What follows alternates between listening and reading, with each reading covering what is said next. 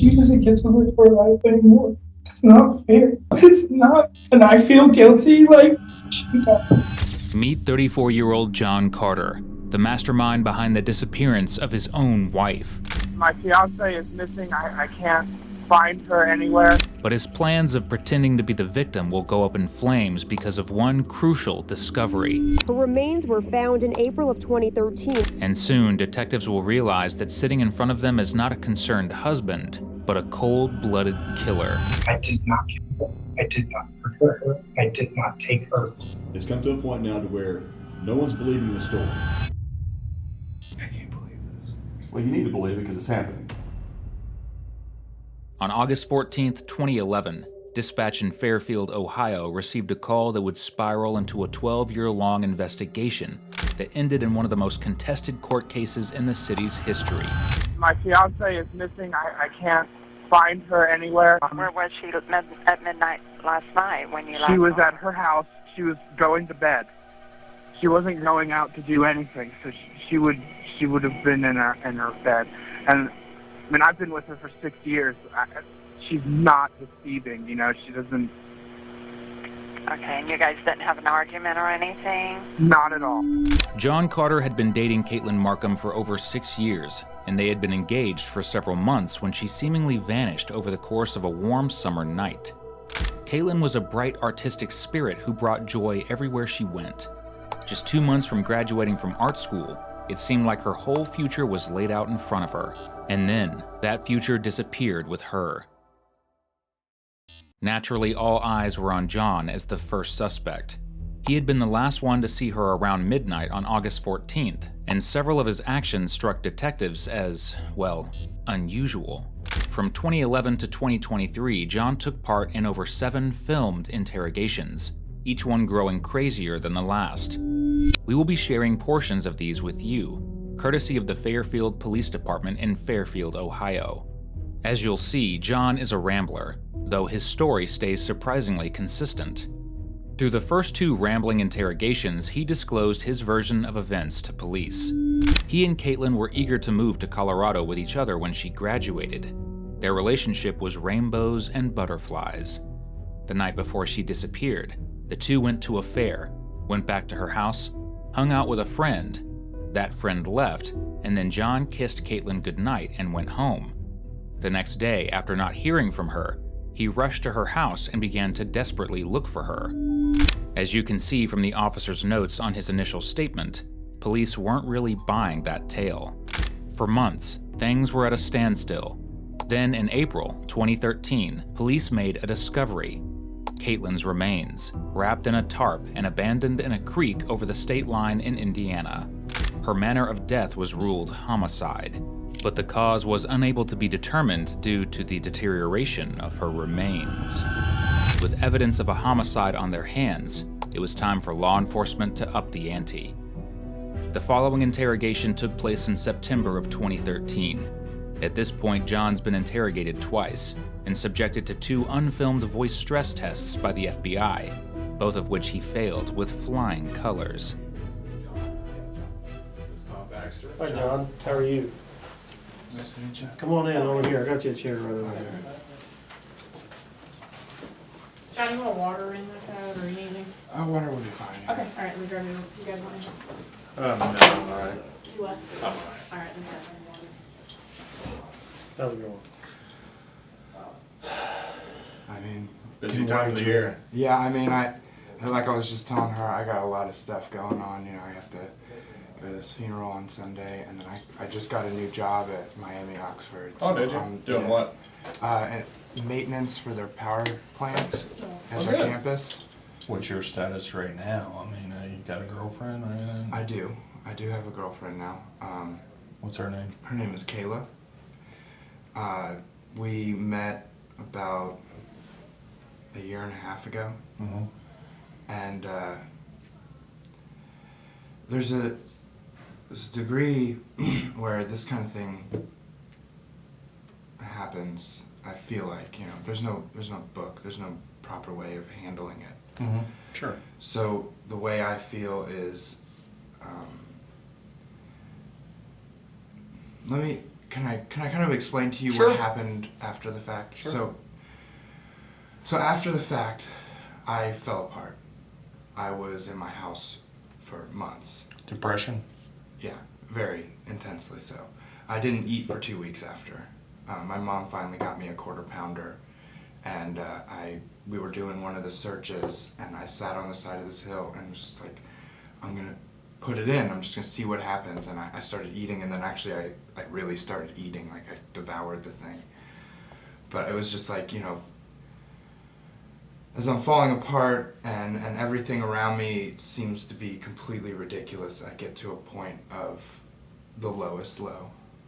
And there was a particular instance where I'm driving down Pleasant right here. This is Pleasant. Okay. Nillis is right here. Uh-huh.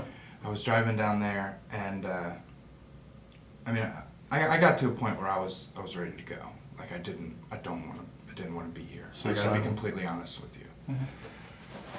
I drive across Nillis, and what I assume to be a drunk driver or somebody just going really fast, going about 50 or something like that, blows through the red light, blows right behind me, and I remember that at a certain point, I guess instinctually or something, I gassed it, like I went faster, and I instinctually pulled myself out of it, and it kind of clicked in my head, like I want to live, like I want to be alive, I want to exist in this world, and with or without her, I'm still here. And after that, I got to a point where it was just like, I need to focus on making my life better and focus on, you know, just kind of maintaining a degree of okay. Mm-hmm. According to everyone around John at the time, he was displaying more than a degree of okay. He was flourishing without a care in the world. Caitlyn's family was reportedly devastated that John cut contact with them right around the time her body was discovered. And prior to that, he didn't take part in many of the searches or efforts to find her. Of course, he has a totally logical excuse, well, explanation for that. Did you go on any searches with them? I went on some search parties. I did the first few, like I did every one I could. And then I went, and then Texas EquiSearch came in and I started doing those, and then they started telling me that I couldn't because I'm sorry, give me a second. That's fine. Because if I found anything, then it would be horrible, and they didn't want me to do that. So they suggested that I stop searching. I didn't feel comfortable putting up the flyers because I had a lot of trouble. Every time I saw her picture, I would just cry because I missed her so much, and I couldn't do the flyers, so I had to do something. I'm sorry, man. That's fine.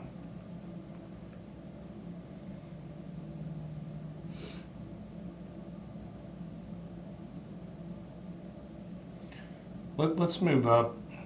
You heard that her body was found. Yeah. What was going through your mind then? I didn't want to cry in front of the ironically, in front of the police officers, so I tried to keep myself, but I was with my mom when they told me, so I confided in my mom more than anybody. Mm-hmm. So I went to her, and I fell apart again. And a few days later, I fell apart in front of Kayla, and I did not want to do that. Mm-hmm. And by falling apart, I mean I literally fall to my knees, and I can't move, I can't feel. So I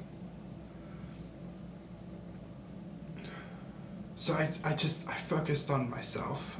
I couldn't. I know that sounds selfish. I don't know. I feel really bad about that, but I focused on myself, and I tried to make myself better so that I could be okay.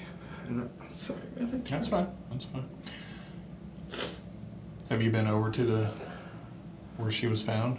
No, I don't want to go there. I didn't want to even acknowledge the day she went missing this year because I don't want to remember her for that. I don't want to go to that place and be like, oh, this is where she died. That's wonderful. Like, why would I want to see that? Why would I care about that? Like, I just want to remember her birthday, and I want to remember The good things. things. I don't want to remember that. I don't want to know anything about that except for the fact that whoever did this is not here. That whoever did this is either dead or in jail or... Do you know where... Are you familiar with the area where they found her? My dad has property in Laurel, which you can take... Because I know that it's on 129 or off 129 or something. 121. 121?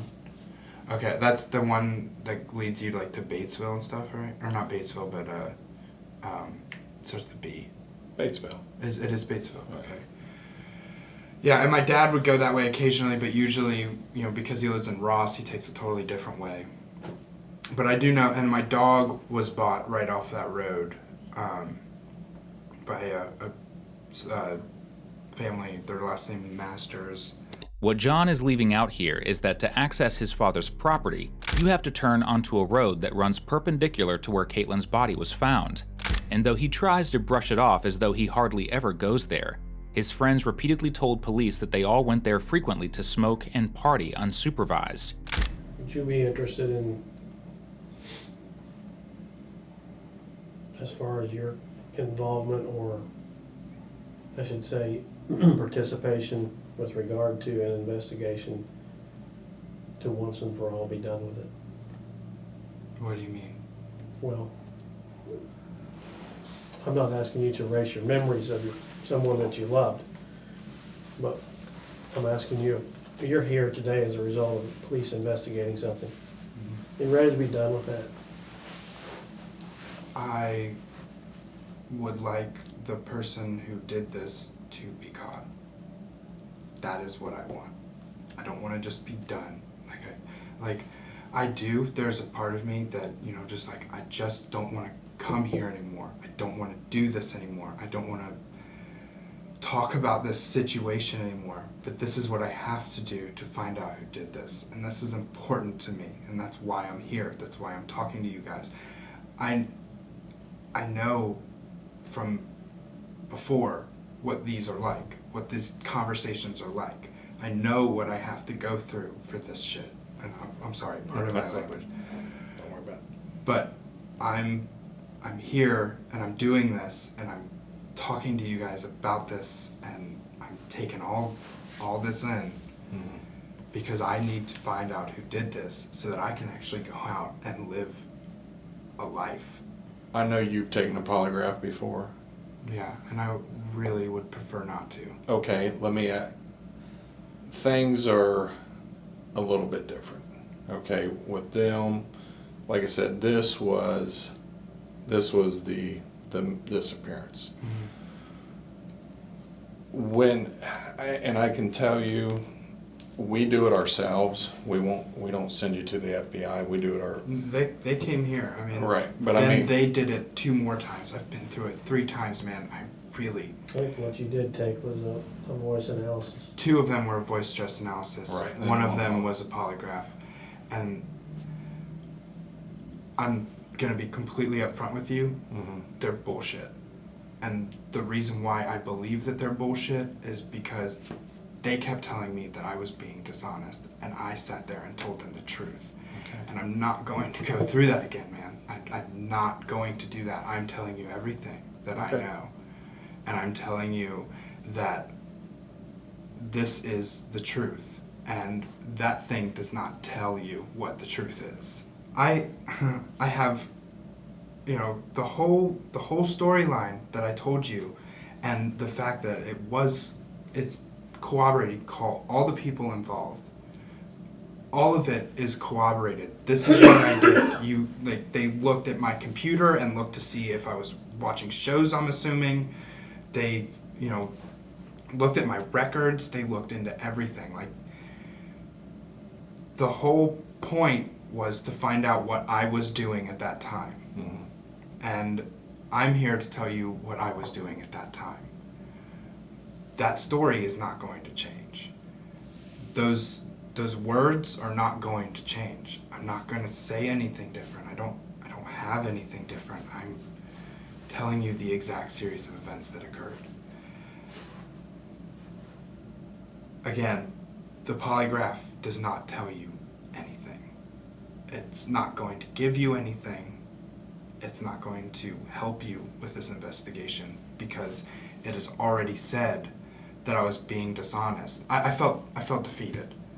I felt like I kept telling them everything that I know, and they just kept coming at me with, well, we know it was a mistake, so you can just go ahead and fess up now. Like, no, I didn't do anything to her. I would never. Okay, I was with her for 6 years of my life, my entire life. Like, that was my beginning of my adult life. And it went away like that. And it was taken from me.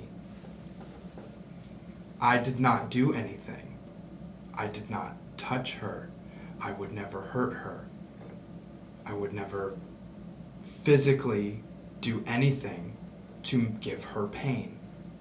And accident or otherwise, I would not be here had it not been for this. Understand something. You don't need to be defensive right now. I'm currently being defensive because I don't want to do this polygraph so bad. Let me say right. this to you. For the next 30 minutes, John complains about the uselessness of polygraph tests and gossips about the shifting family dynamics after Caitlyn's death. At the end, with nothing to hold him on, officers are left with nothing to give him but a card and an offer to talk again when he's ready. John has some parting words for the officers. If you guys want to go through anything, if you need anything else, I'm sorry for bringing it up again, but anything else other than this polygraph thing, I'll give you whatever you need. And like I said, keep digging, and maybe when I'm in my job and I don't have to be so nervous about that on top of this, on top of that, on top of this, maybe I'll feel more comfortable coming in and doing a polygraph. But like I said, at this particular moment, I'm just not comfortable with it. John's interrogations in 2015 and 2016 didn't warrant any new information or changes in his story, just more frustration. Behind the scenes, however, law enforcement wasn't ready to give up. In 2023, John volunteered to come in for questioning. He should have volunteered to get a lawyer instead. The date today is February 15th, 2023, approximately 1:26 p.m. in the afternoon. Investigator Paul Newton and Investigator Mike Regal, we are sitting here with John Carter. John voluntarily came in this afternoon to speak with us. Again, John, how you been? Doing all right? Yeah. See you after the pumpkin fest, like I was telling you, see you down there demonstrating how to blow glass. Yeah. I Is that- teach it. I was just at work. Was you? Yeah. So what you do full time now? Yeah. Sounds like fun. Well, I think I've seen one of your other videos. That was one of your passions. You wanted to start doing something more creative, and there was something that kind of led you was the glass blowing. Absolutely. Yeah. Absolutely. John's not just a professional at blowing glass. As you're about to see, the man's real passion is blowing smoke. Or trying to, at least. And that's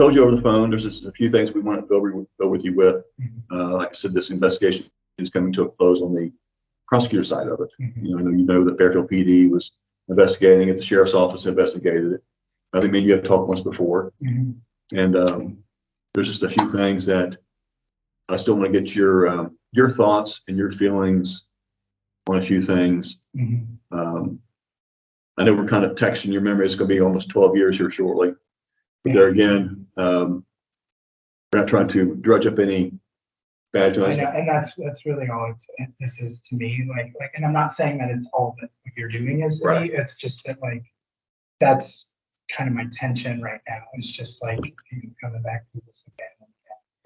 Right. But there's times where I think I have a better handle now on that I talked to some people who were in your your core group of people, and they told me some.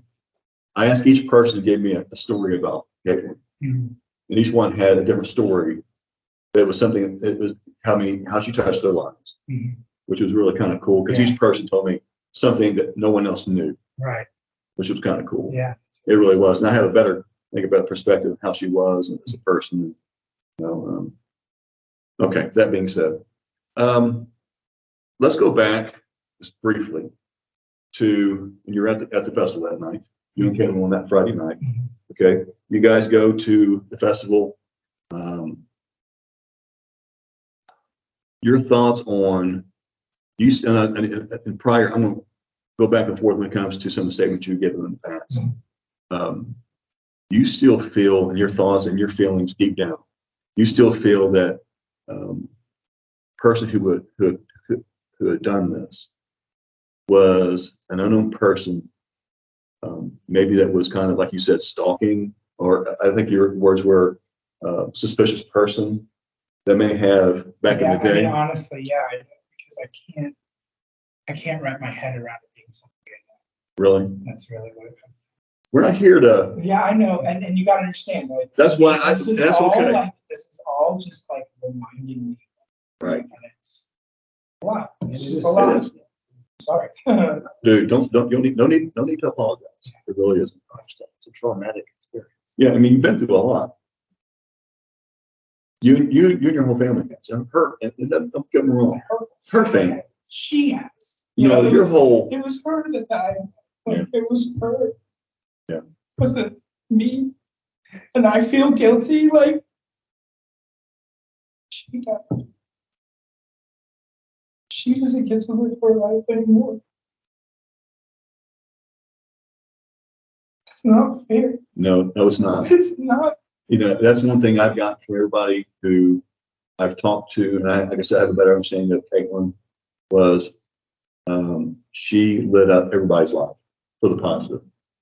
And she is no longer here to do that anymore.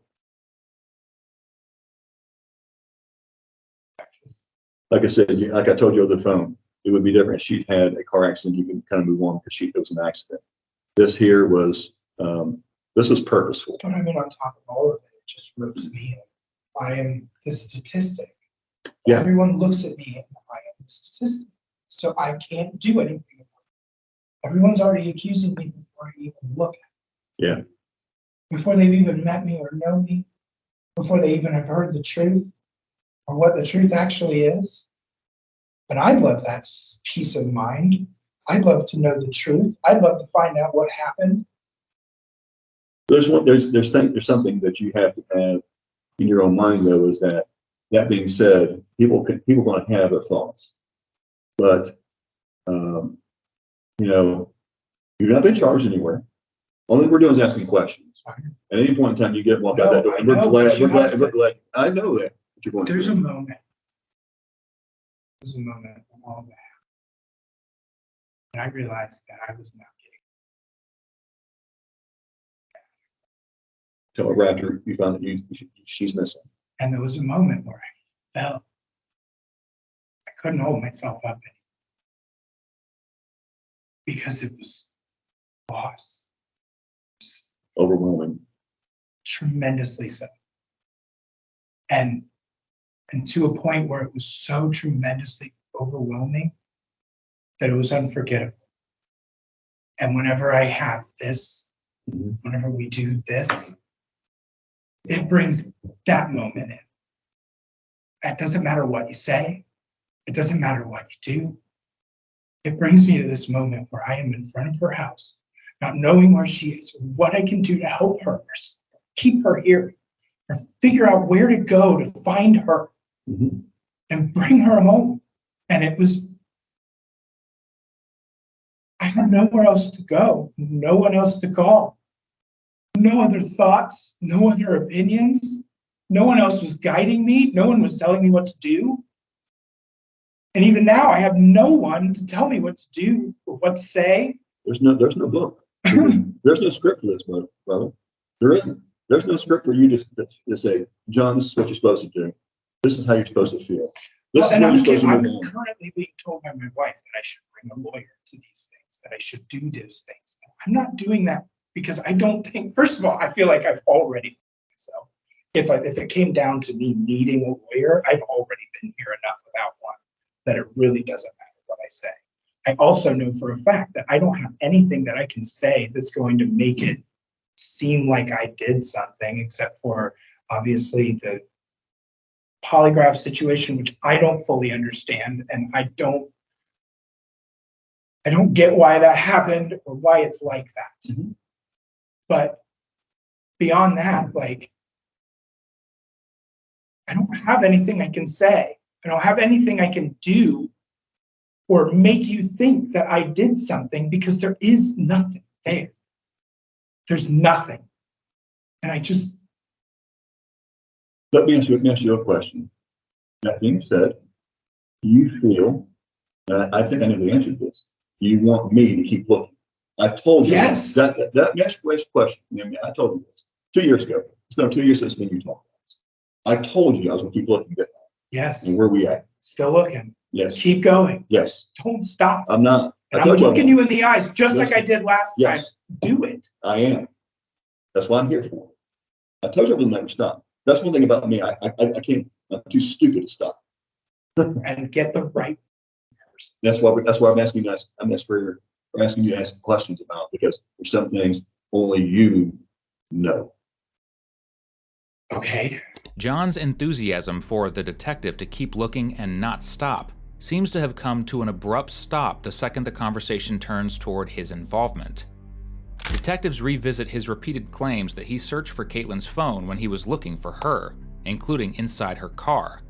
But there's something not quite right that detectives are eager to point out to him. If you can, remember, and in big detail as possible, describe to me when you get to her car, you put the key and you unlock her car, or if it's a key fob, you unlock her car. What did you do? Look, just looking for her phone. Just looking for her phone. Probably opened her driver's side door and looked inside the console. Okay. Did you go to the back of the car, Andy? I mean, I know you're probably. No, I really don't think so, but I may have like opened it and looked, or maybe I did. I don't remember. Okay. I really don't remember. Okay. I'm sorry, man. No, I really don't. There's no for you to apologize. I know, We're here for the truth. but I want to get it. I want to give you the truth. I want to give you what I remember. No, I want you to. I'm going to show you a photo. Yeah. Of her car. Yes. Okay. Now I want you to tell me, these could be pictures of her car from the inside.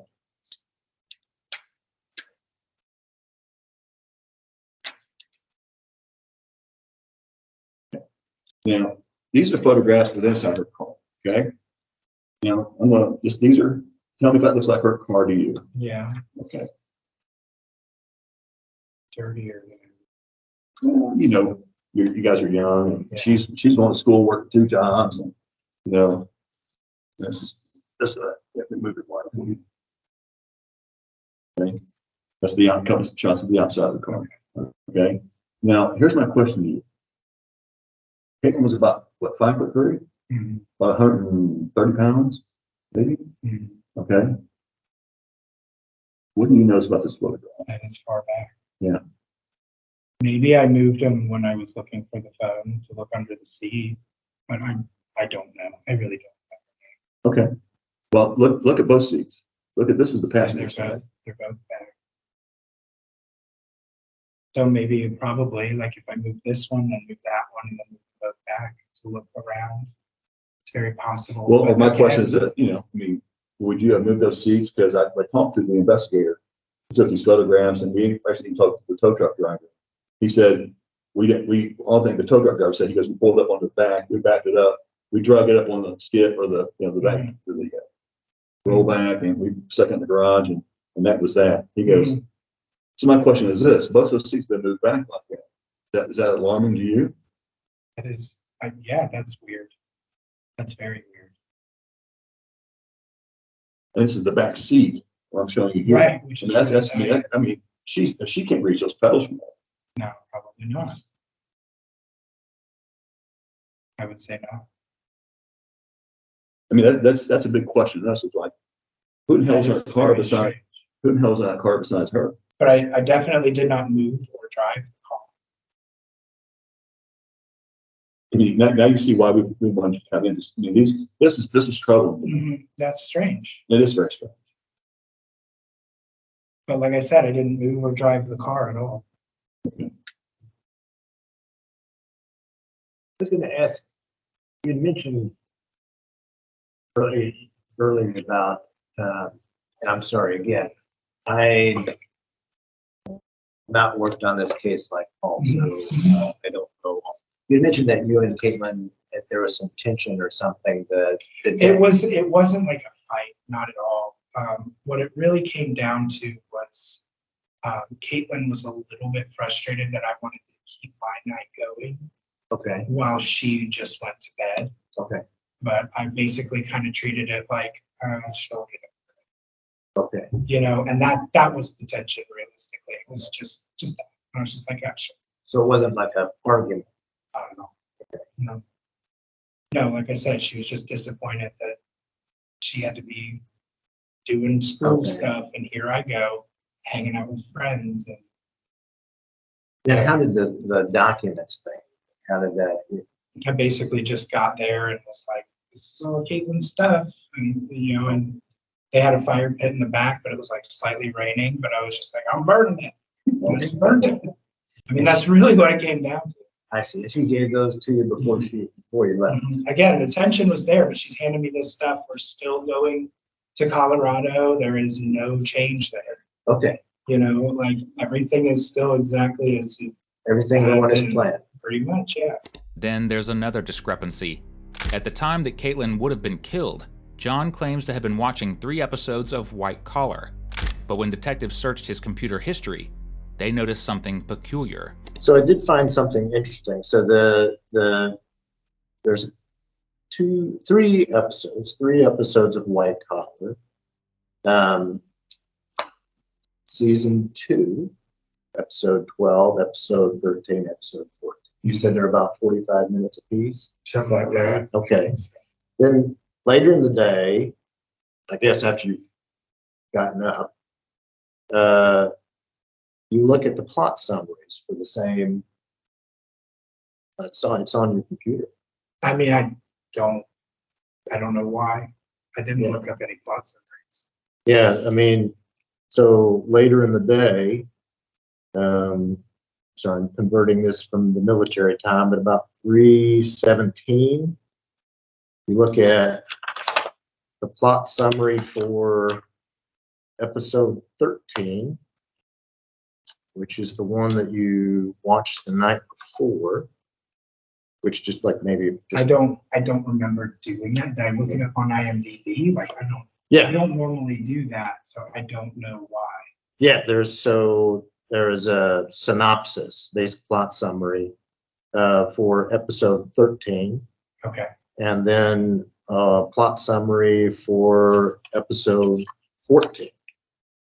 And that bothered me. I'll be honest, that kind of bothered me a little bit because in some of your viewing, it kind of made sense because like maybe you're about to watch episode 10. I'm talking about like before, like a few days before. Mm-hmm. So you looked at a plot summary for episode 9. That kind of makes sense. We all understand that. Like, what happened? But it was weird to me that you would look at like a synopsis for something you just watched a few hours ago. Yeah, I don't remember doing that. I didn't do that. I slept. I mean, it corroboratingly slept. You can ask my mom. I was asleep. Well, I can tell you this. Part of your phone records. You made a phone call at, I believe it was 2:24 that day. Papa John's. I don't want to call Papa John's because you're going to the whole thing. Okay. But there again, you call Papa John's. You also text message Nate Iden. See when you back then? Yeah. And I think you also text. Okay. And it was all prior to 4:30. Right, and this would have been at about 3:30 or 3:20, somewhere around there.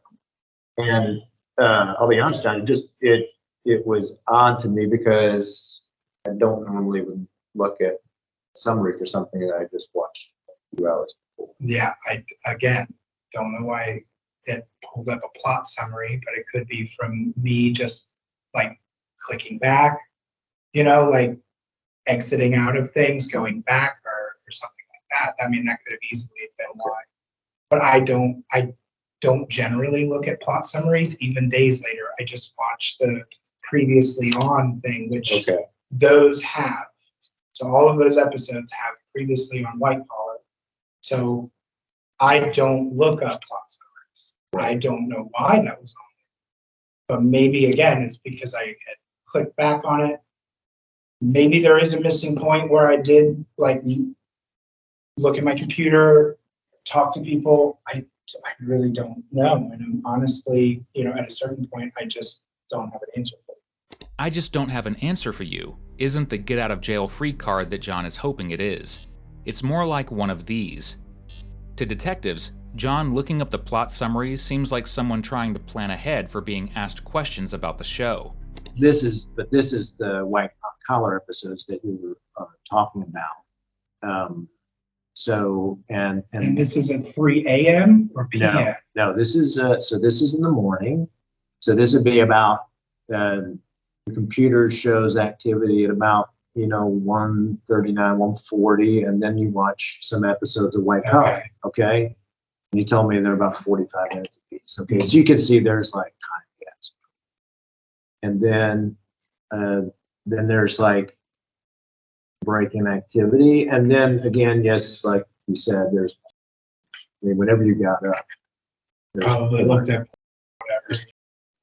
And then sprinkled in there are like these plot summaries. Okay, so if I was waking up, I probably looked at those were probably part of the either I was clicking out of something or I was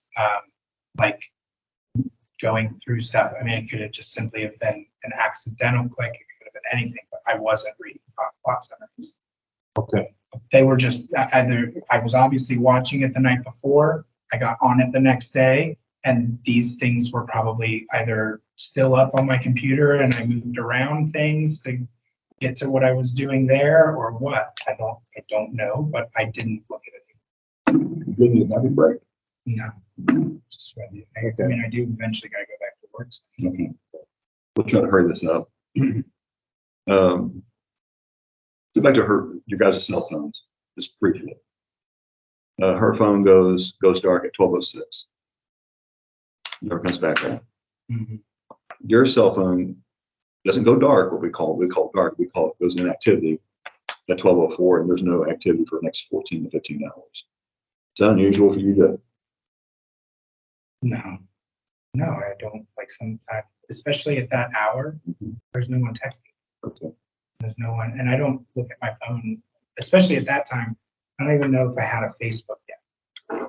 I didn't really look at my phone that often unless I got a text or I got something. Because we had someone look at the phone numbers back in the past and said that was unusual for you to be receiving a text. Well, I mean, there again, even you at your own admission center, you thought you sent Caitlyn a text at 4 in the morning. So good morning. Mm-hmm. So it was not unusual. It was unusual for you to be that many hours without any messages or phone calls or. I mean, I was already at the friend's house that I planned on being at, and Caitlyn was in bed, as far as I knew.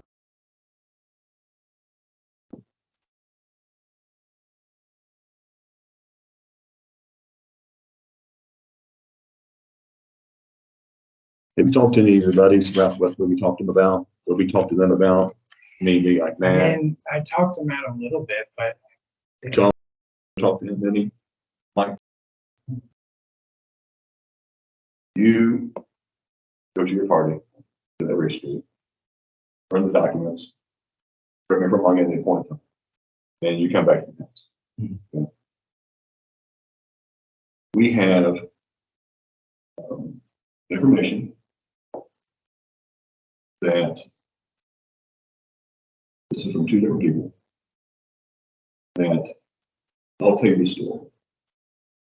Two people walking down the street, and at approximately between what they say is 1:30, 2 o'clock in the morning, they see or they hear two cars coming, and they are juveniles at the time, and they're scared to death because they are juveniles. You know how Fairfield PD is with juveniles at that time. It's late night, and they see two cars pull up. And they hide behind a tree. Some evergreens that were in the area. They see two cars pull up. And the two cars, lights are blacked out. And they see a red Ford Focus pull into the driveway at your residence at the time, right? And that was your address at the time, right? It was with Mom. And they see a darker blue four-door sedan right behind the Ford Focus. The red Ford Focus pulls into the driveway. Garage door opens up. They see the car pull into the garage. Garage door shuts. The blue car stays out on the street. Okay, no, there's a problem. Okay. I didn't hear. Okay. Let me finish the story then. Okay. Blue car stays out on the street. Between 5 and 15 minutes later, garage door pulls back open. Car pulls back out. Both cars are still blacked out, and they go back the same way they coming down West Scioto towards like how, the west side that comes down towards your house. And they see the two cars. Red car pulls out, the car turns around, and they go the same way they come back out. Heading back towards West Scioto, heading towards, that would be what, River Road? Okay. Same story they told. They told they were heading, they were going to a party that night. They were going to a party to meet some girls. And they said they are positive what they seen that night. Now I can't. Go ahead. Go ahead. No, you go ahead. I told you the gist of the story. Yeah. I have my story. That's what happened. Right. What I did. I don't park in my garage. I parked in the driveway every night. And I would say beyond, didn't have anything to do with that. It'd be hard for this sighting to be more damning. Firstly, the kids who reported this actually reported it in 2013, soon after Caitlyn's body was discovered. The realization that they may be the keys to solving an actual homicide was the only thing that made them fess up to the police. And worse, their parents, about sneaking out of the house on the night in question. Both of the teens, when interviewed separately, told matching stories, even down to the color and model of the cars involved. They witnessed the cars with their lights fully off, drive toward Caitlyn's home, then return and sneak into John's garage, once more, with their lights fully off. That doesn't sound like someone watching a crime show to me. It sounds like someone living it. And they got a third person backing them up, that he took them to the party and picked them up in close proximity to your house. The third person. And they were like, oh shit, that was weird, because they thought they were going to get busted by a Fairfield police department. When in doubt, it was a red Ford Focus and a blue four-door sedan. I don't have anything for you. Those people, I don't know. Right. That's not, I told you I did. And where I was at home. They were pretty certain about that. The time does match up with you. I mean, it's like you said, that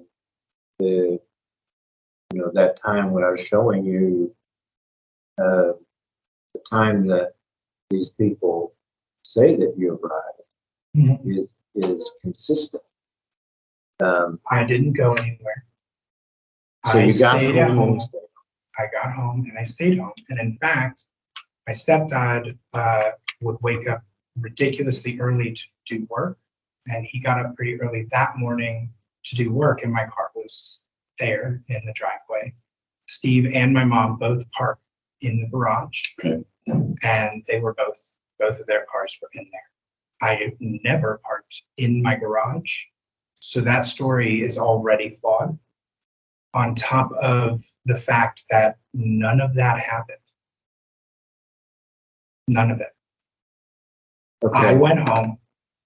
I got inside. I watched my shows. I did I laid down, I went to bed. I think that is pretty much what happened as far as I can remember it at this point in this whole situation. Mhm. And I don't have, you feel free to bring the witnesses in. I don't know what to tell you. There's no more I can prove to you.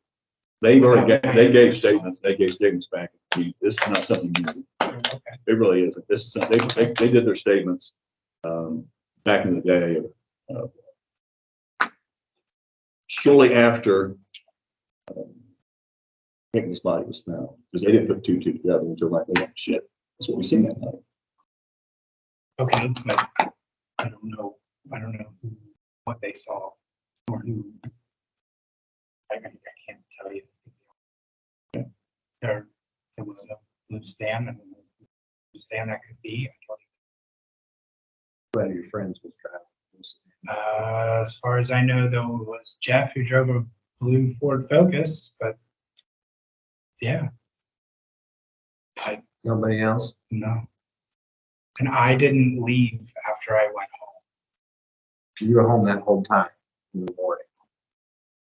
After the party, I'm After pretty the sure. party. I'm pretty sure, yeah. You're pretty sure? Well, I mean, yeah, I mean, obviously it's been years down the line. I understand that, but you I didn't leave. I didn't like go drive my car somewhere. No. Once more, John has decided that telling the police no and I can't tell you is his best defense. But what happens when a witness contradicting his statements isn't a stranger, but a close friend? Jeff said he was seeing you guys at the festival. I guess he showed up afterward. Mm-hmm. You guys, I guess you were there for the big drawing at night. Mm-hmm. I wanted to try it. And this is Jeff talking. Yeah, he said hi to you. He said he seemed kind of out of sorts. And he said, I guess he said hi to you, and you say hi back, which is unusual. Jeff said, you guys are, I think you said that core group of guys. Okay. And that you didn't say hi to him. He goes, you can tell there was something wrong between you and Caitlyn that night. He said, and she was frustrated, and I to the point, dude. She says to the point. He says to the point, dude, that it looked like everyone breaking up. And I was like, damn, that's pretty. I mean, I know some of the people upset that there was tension that night, but to the point you guys breaking up. No. So Caitlyn wasn't having any second thoughts about moving to Colorado. Not that I'm aware of. No, not that she had made me aware of. Okay, so as far as like anything like that, if she felt that way or if it seemed that way to him, that's all fine. But I was. This is his observation. Yeah, I was not aware of that kind of tension. Caitlyn, I remember, was like already just kind of tense and frustrated, but all of that, again, a lot to do with her getting ready for school to be over, for us getting ready to move. And there was just a lot of like things building up around that. And just, but the plan was still the same as far as I knew. Everything was exactly the way it was supposed to be going at that particular time. Right. So. Did Caitlyn get frustrated with, I mean, you're now like, you know, in glass blower and, you know, seem to found your way and life and stuff. Mm-hmm. But at the time, I think you were kind of bouncing around and working as, and she seemed to be, I mean, just my limited experience, she seemed to be really motivated. Very artistic, very driven. Yeah. Working. Yeah, I think she was probably worried that I wasn't going anywhere or doing anything. But at the same time, like I still had drive. Mm-hmm. Still had an ability to get things done. And for the most part, while she was in college, I was helping her through a lot of that stuff. Like, yeah, her dad paid for a lot of her groceries and stuff, but like I was a part of her life. I helped her through college. It wasn't just like I worked off and it kept working. Mm-hmm. And it wasn't just the money for me, that was for us. And she knew that. Yeah, forgive me. I know I'm going over things I know you've probably gone over, but your phone also was something that I know was examined back then. You deleted text messages between you and Caitlyn. What was that? That was an utter and complete horrific accident. The idea was, again, not great with computers, not at all. And what I had done, the way that the phone worked, I went to just delete a few messages because it said it was going to start deleting all of my messages if I didn't delete some so that I could receive messages. I've been receiving massive amounts of messages about Caitlyn, about everything. Mm-hmm. So as those started coming in, I started worrying that Caitlyn's messages would start to get deleted. So I went through and carefully tried to select each one. And then when I pushed the delete button, it deleted all of them, except for ones that seemed to be like pocket saved or something. I had like a handful of ones left behind, but it almost deleted every other one. Like, and I don't know why. But I had given the phone. They had all of the information. I had not deleted it before I gave it to them the first time. And I really didn't mean to do that. And I know what it looks like. Yeah, it looks, I mean, I'll be honest, it looks I'm real aware. bad, I'm right? aware of that. I mean, there's nothing I can do Sure. about that. It was a complete and utter accident. Right. Yeah, I mean, again, not knowing the case as well as Paul, I mean, that was one of the things that stuck out to me. I understand that, but at the same time, like I said, they had the phone. There was nothing deleted when they originally had my phone the first time they took it. That was literally that day. They had my phone for hours, and they didn't copy anything. I didn't make that mistake. I made the mistake of accidentally deleting it before they could make a decision to copy everything. Okay. And it was an accident that you deleted Absolutely. Caitlyn's message. Absolutely, because I did want to go back and read them. I did want to see them. I had messages from her going way back. So you accidentally deleted the whole? Everything but the ones that pocket dialed saved. Oh. I'm telling you, every message was deleted. And then they wanted to come to me and say, well, why weren't these messages deleted? I can't explain why those got saved. Mm-hmm. I don't know why. But almost every other message I had was gone. I had, like, you know how it shows the whole screen of messages? I had this many messages at the top of my screen. Right. A lot of them got deleted. And I did not do that on purpose. John claims that almost all of the texts between him and Caitlyn were deleted, but that's not even close to the truth. Upon review, police realized that the only messages that the two exchanged in the few hours before Caitlyn's death had been deleted, which leads many to believe that in those few hours, there was an explosive argument, or even a breakup. According to several of Caitlyn's close friends, she wanted to end her engagement to John, but she felt trapped.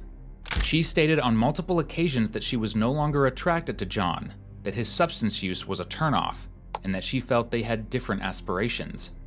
She was also expressing extreme doubts about moving to Colorado with him, something he has tried to seem so confident in throughout 12 years of questioning. Is there anything else? A couple more things. When it comes to, I know about Carter Lane Farm. How many people have you taken out there and on that route to your dad's place? A handful of people. Yeah, and like the core group of people. Yeah. I mean, that was probably your special place. Is that a special place for you? No. Your friends? I mean, it was fun to go out there, but that's because it was a lack of supervision.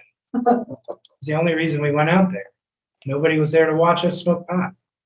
You can understand why that, I mean, obviously you know where Caitlyn's remains were found. I'm aware of it. Yeah. I mean, it's out there in Indiana. It also seems to me, again, Paul knows this case a lot better than me.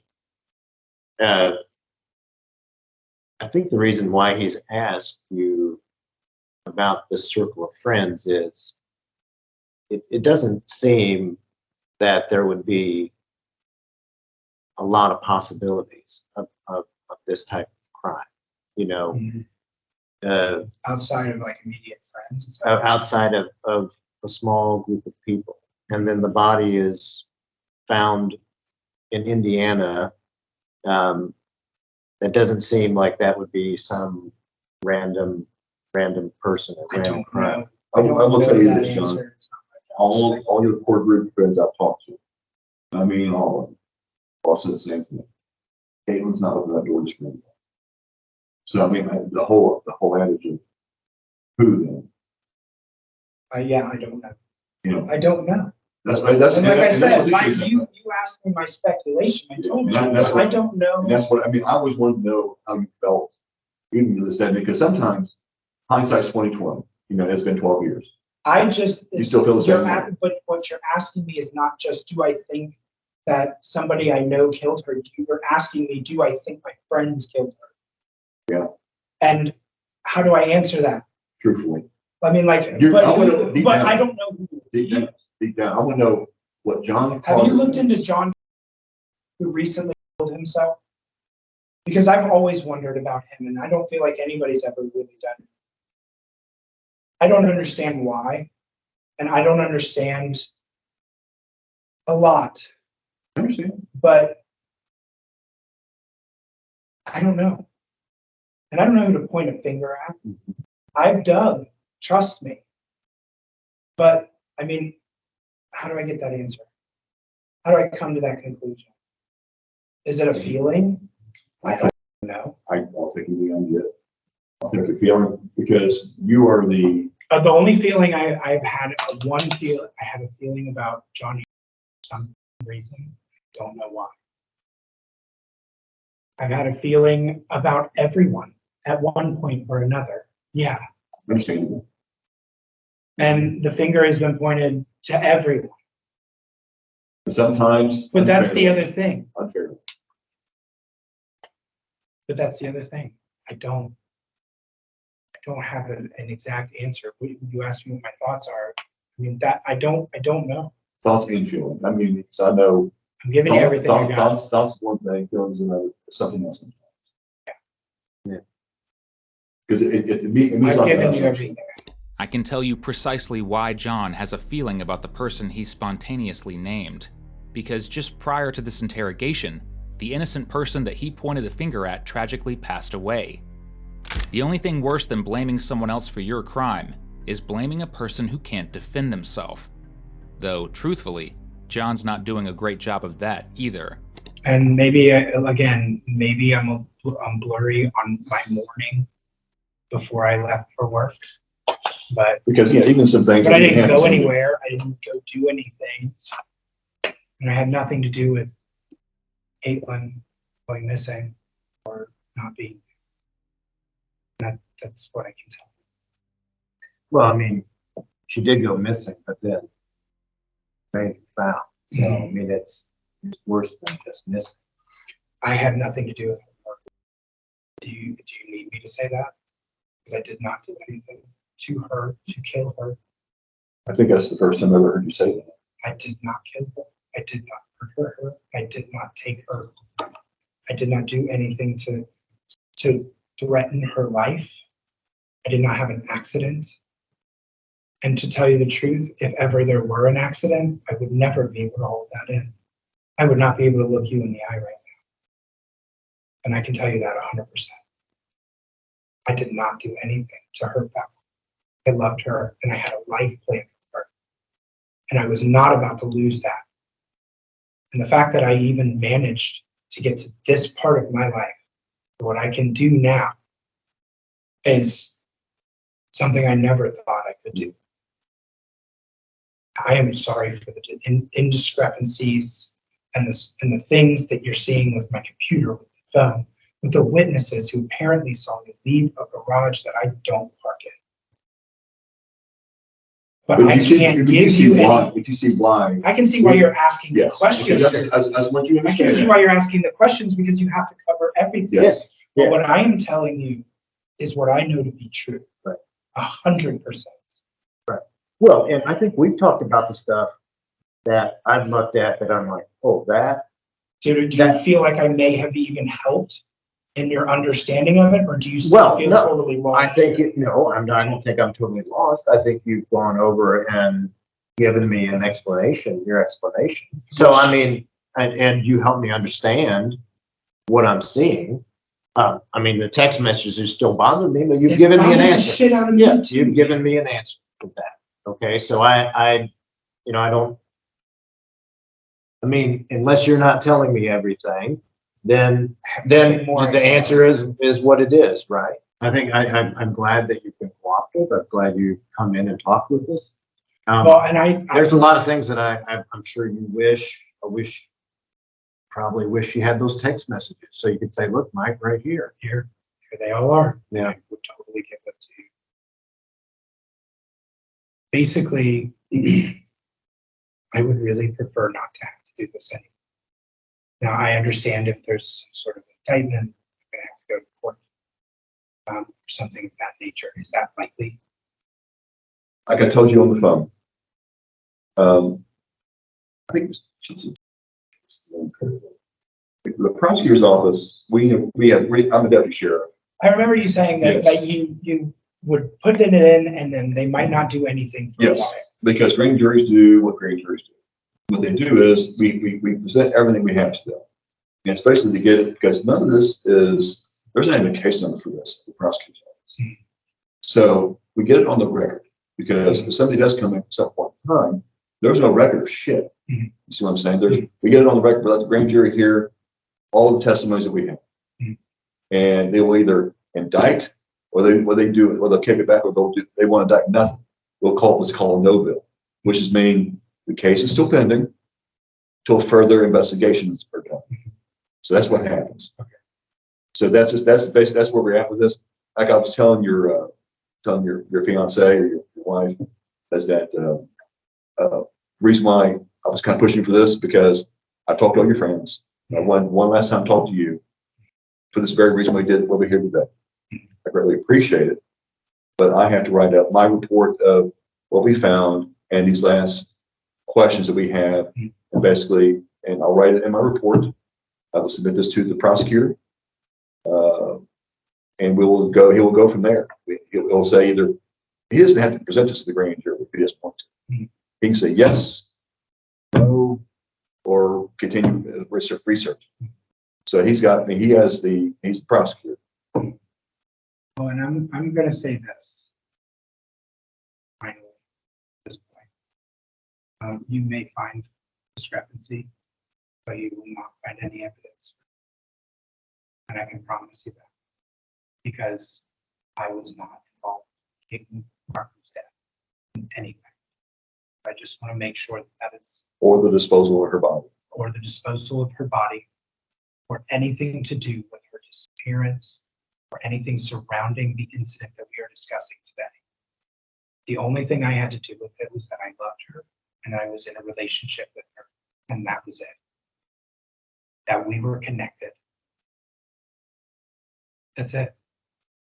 And beyond that, there's nothing else to find out. And that's what I really want you to be clear on that. Because I can promise you're not going to call me in here, or you're not going to have a grand jury bring me in because of evidence existing. I can promise you, John, they are. On March 22nd, 2023, John was brought back in on a grand jury indictment as a result of overwhelming circumstantial evidence. As you're about to see, he really didn't believe that was going to be possible, and he is not happy about it. You okay? Yeah. Comfortable? Yeah. Is it started? Yeah, I think so. Okay. I think Steve started. Yeah. Okay, John. Before we get started, we have to read you your Miranda warnings, okay? Okay. So, I think Mr. Regal here, you met Mr. Regal before. Yes. So John, I don't mean to go on, so you can read one, as you can read as these. Yeah. You got one here somewhere. Take a look at that one. And I'm going to read the same thing to you, You okay? got one right there for you. They read his Miranda rights. We've heard them a few times. So let's get to the good stuff, like how flat out annoyed John is to be here. Knowing these rights, do you wish to talk to me without having a lawyer present? For the time being, yes. Okay. All right, for the time being. Okay.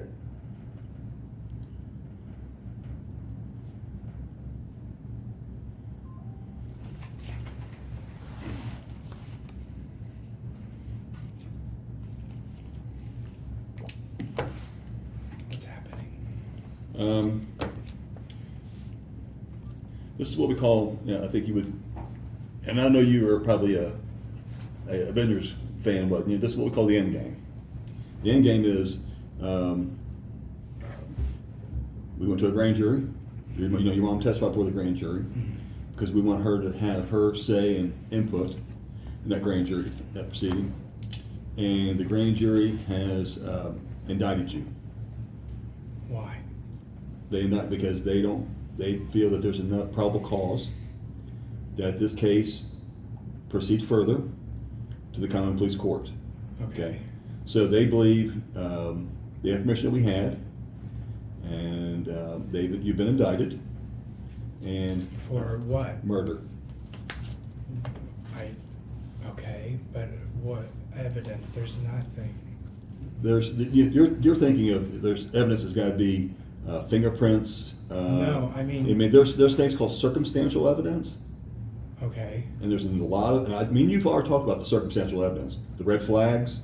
That's circumstantial evidence. Okay, but I had nothing to do with her death or disappearance or any of that. So that being said, okay. I'm listening. We are at the point in time now to where this is where you need to come clean with everything happened that night, because here's the thing, dude. I'm telling you, the whole stories that you've been giving, the inconsistent stories you've been giving them, being the police department, the media, and everybody else since 2011, has come to a point now to where no one's believing the story. Okay, the whole story about the unknown suspect or individual who was at the festival following you and Caitlyn to her house. No one's believing that. Okay. They didn't believe it when you first come out with it. Okay, but that was just like a thought. I mean, like you asked me my theories and I gave you my thought, but I don't You told no one asked you that question. That's the question you gave to the 911 operator day one. Okay? Okay. So that being said, I thought maybe that could be a possibility, but I'm not saying that's my story. I don't know what the happened. I have no idea what happened. That's not a story I gave you as an excuse or any other thing than just there could have been any reason. And I thought maybe that would be the most likely scenario because it seems unbelievable to me that anyone I know would do that to her. Okay. But I haven't made any lies. I haven't told you anything that didn't happen.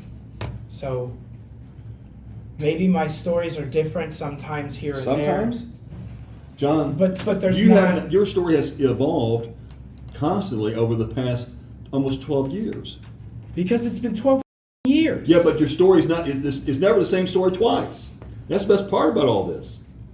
It's never the same story twice. What are you talking about? All your stories. What part is inconsistent or different? You filled out. Do you remember filling out a form early on, like? Yeah, just writing down everything that everything. You talked about the events of that day, and it's like, tell us about Caitlyn, and you wrote, she is kind, she has a snaggletooth. You remember that form? That was vaguely. So you wrote down a whole sequence of events from the day before and the day after in August, and you have events that just like they couldn't have occurred. Like they couldn't have occurred, like, about your mom coming back from David's bridal, and you had all of these other things happening, and then you called the police. Like, John, like, I read through it, and I went through it, and I read it, and went back over it, and this is right after it happened. Okay, can I say what you gotta say, brother? Yeah. I don't have anything new to tell you. So if we're just gonna sit here and question me, there's no more questioning, or expect me to confess to anything, then we're gonna have to move forward. Okay. Let me tell you what this is where I'm going to tell you this. Nothing to do with her death or disappearance, and that's really right all now. I As have of to say right now. As of right now, okay.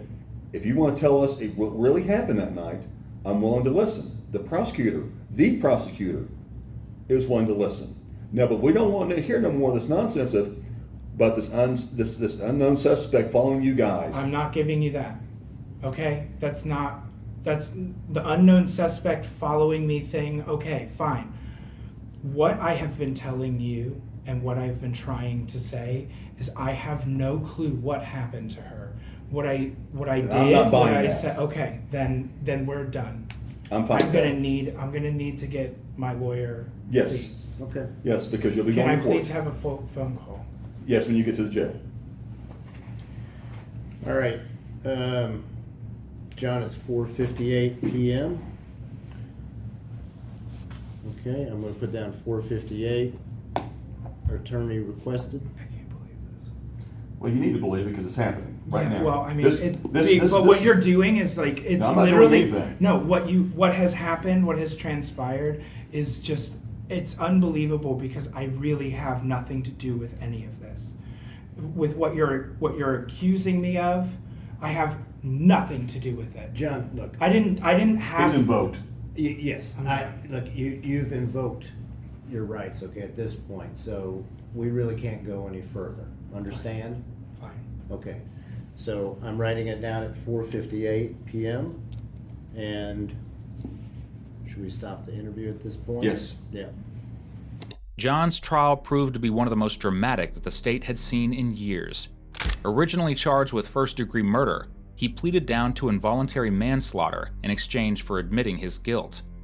While his defense team begged for him to receive probation, the judge remained resolute, saying that John showed no remorse for his role in Caitlyn's death. As a result, he imposed the maximum penalty, 3 years behind bars.